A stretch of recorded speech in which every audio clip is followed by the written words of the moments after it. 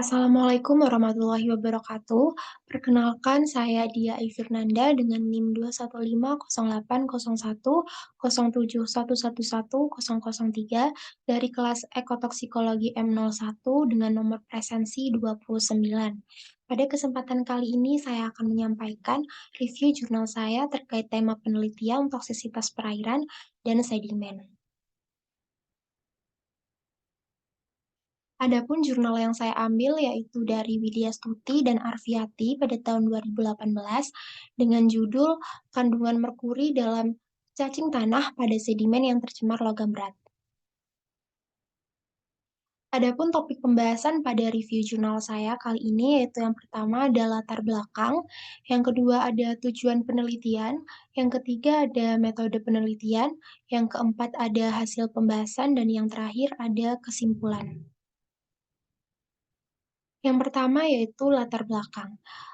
Penelitian ini dilatar belakangi oleh beberapa hal. Yang pertama, karena adanya aktivitas industri di sekitar lingkungan perairan yang terdapat di sepanjang Desa Kejapanan, Kecamatan Gempol, Kabupaten Pasuruan. Notabene, eh, aliran perairan yang terdapat di sepanjang Desa Kejapanan, Kecamatan Gempol, Kabupaten Pasuruan ini merupakan aliran sungai yang memang dilewati oleh limbah hasil industri pengolahan emas, yaitu merkuri. Hal ini diperkirakan dapat memperburuk kualitas air di lingkungan perairan tersebut. Selanjutnya, latar belakang yang kedua yaitu masuknya bahan pencemar yaitu merkuri yang sangat berbahaya.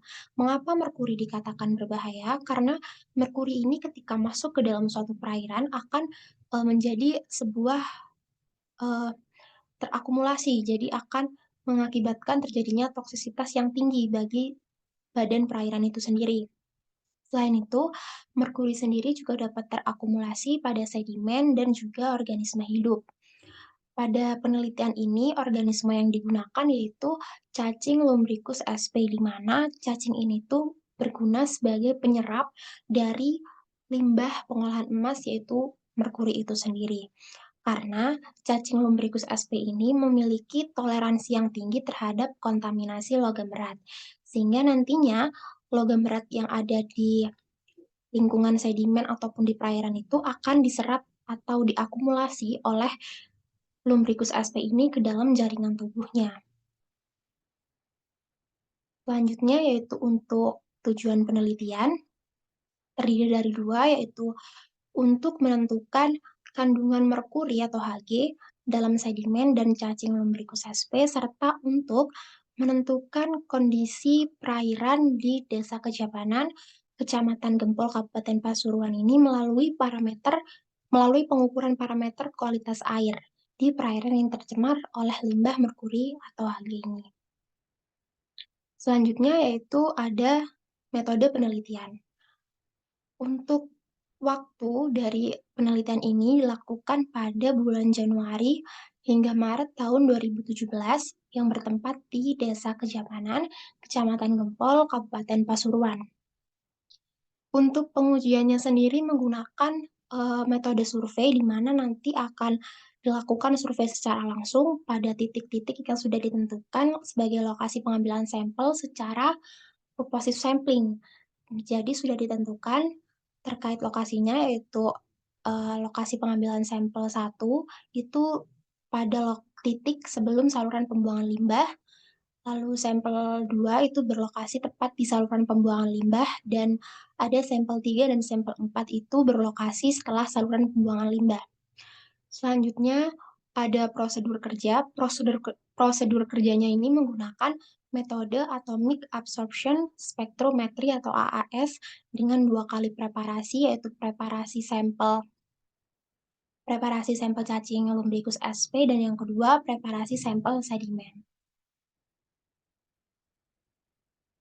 Kemudian nanti data yang diperoleh itu akan ditabulasikan ke dalam tabel berupa grafik juga, dan kemudian akan dianalisis menggunakan uji statistik regresi linear untuk mengetahui dan melihat kondisi pencemaran pada lingkungan perairan di Desa Kejapanan, Kecamatan Gempol, Kabupaten Pasuruan itu sendiri. Kemudian nanti akan dibandingkan dengan kriteria baku mutu air berdasarkan kelas sesuai dengan PP nomor 82 tahun 2001 seperti pada tabel yang tertera. Selanjutnya, untuk melihat kondisi pencemaran logam berat pada sedimen, nantinya akan digunakan baku mutu standar dari IADC atau CEDA pada tahun 1997 dengan keterangan ada level target, level limit, level test, level intervensi, dan level bahaya. Untuk level target ini itu merupakan keadaan di mana jika konsentrasi kontaminannya itu pada sedimen memiliki nilai yang lebih kecil daripada nilai level target, maka dapat disimpulkan bahwa kontaminan pada sedimen itu tidak terlalu berbahaya bagi lingkungan. Selanjutnya, untuk level limit ini merupakan kondisi di mana jika konsentrasi kontaminan pada sedimen ini memiliki nilai maksimum yang masih dapat ditolerir bagi kesehatan manusia ataupun juga masih dapat ditolerir oleh ekosistem perairan. Selanjutnya ada level test, di mana jika konsentrasi kontaminan ini pada sedimen pada kisaran nilai antara level limit dan level test, maka dapat dikategorikan sebagai tercemar ringan. Selanjutnya level intervensi yaitu level di mana jika konsentrasi kontaminan pada sedimen berada pada kisaran nilai level test dan level intervensi, maka dapat dikategorikan sebagai tercemar sedang. Selanjutnya yaitu level bahaya di mana jika konsentrasi kontaminan pada sedimen nilainya lebih besar dari baku mutu level bahaya, maka harus segera dilakukan suatu tindakan secepatnya, yaitu tindakan pembersihan sedimen.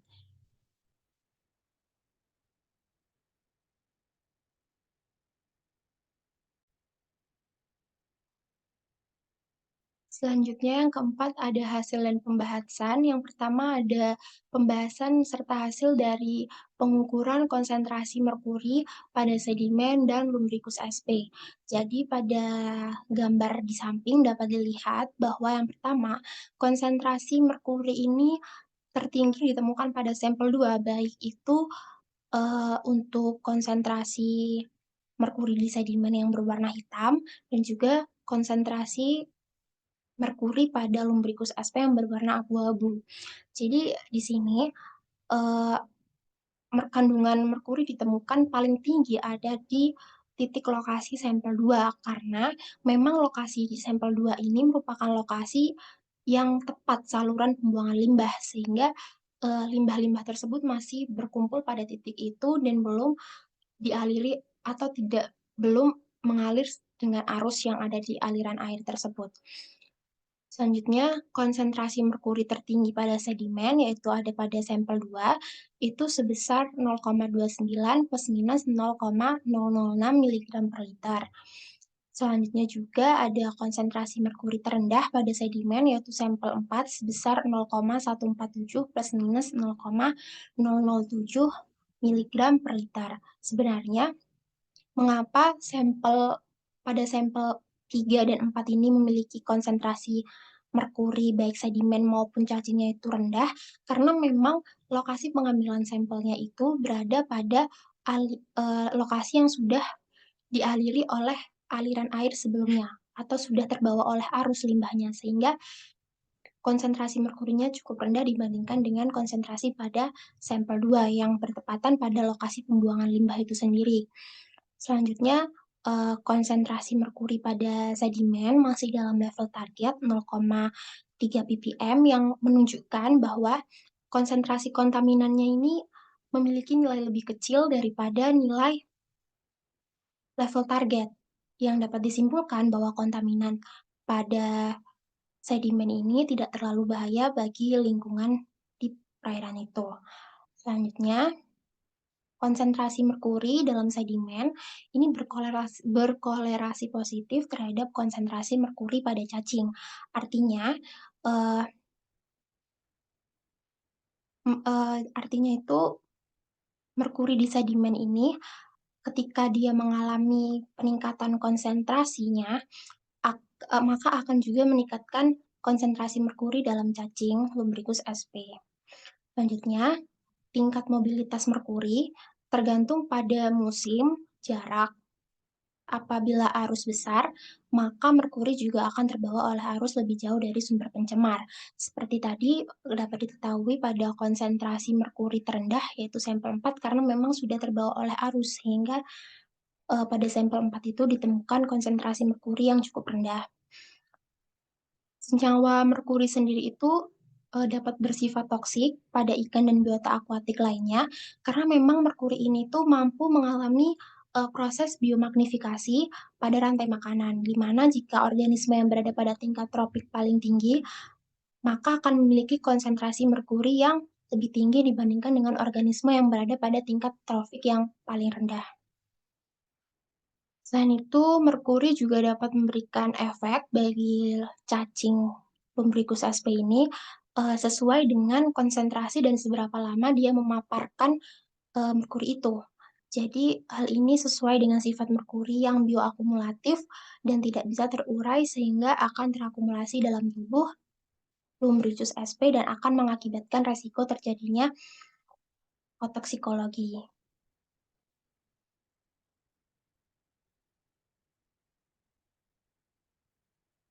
Selanjutnya yaitu hasil dan pembahasan untuk parameter lingkungan di perairan Desa Kejapanan, Kecamatan Gempol, Kabupaten Pasuruan tertera pada tabel berikut, baik dari sampel 1 sampai sampel 4 untuk pengukuran pH, suhu, DO, COD, BOD, dan TOM.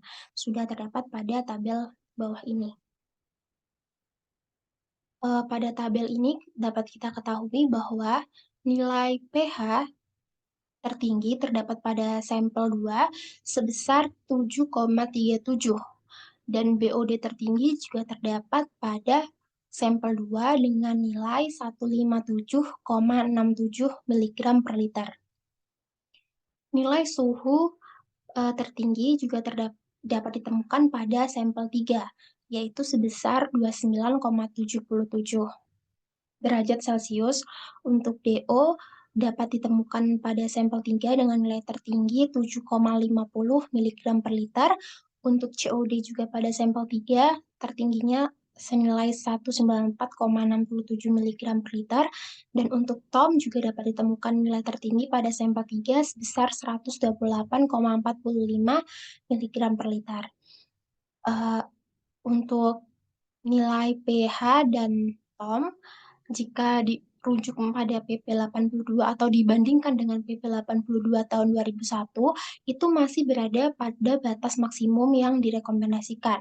Ini dibandingkannya dengan tabel sebelumnya yang sudah saya jelaskan.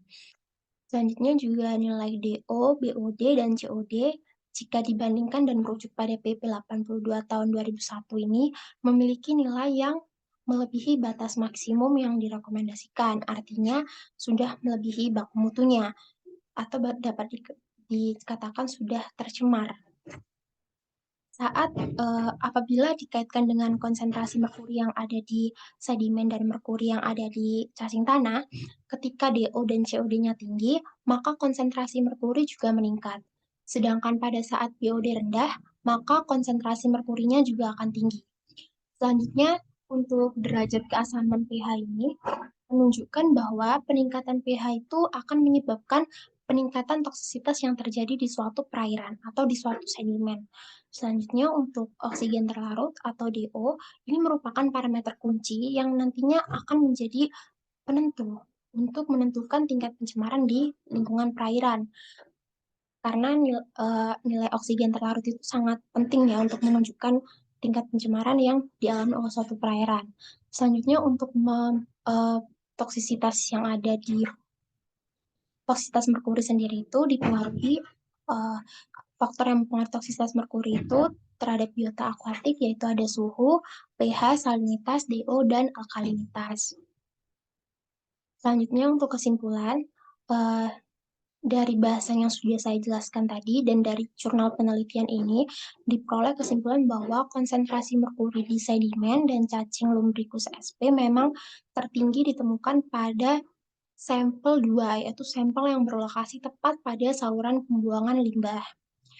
Konsentrasi merkuri pada sedimen dan cacing berkorelasi berkolerasi positif, yaitu di mana ketika konsentrasi merkuri dalam cacing memberikus SP akan meningkat, itu akan diiringi dengan meningkatnya konsentrasi merkuri dalam sedimen. Untuk parameter kualitas air dari lingkungan perairan, sepanjang Desa Kejapanan, Kecamatan Gempol, Kabupaten Pasuruan itu diperoleh nilai pH dan nilai TOM yang tidak melebihi baku mutu yang direkomendasikan. Dan untuk nilai DO, BOD, dan COD itu melebihi baku mutu yang direkomendasikan. Mungkin itu saja review jurnal dari saya terkait toksisitas perairan dan sedimen dengan jurnal yang sudah saya sebutkan tadi. Kurang lebihnya saya mohon maaf. Wassalamualaikum warahmatullahi wabarakatuh.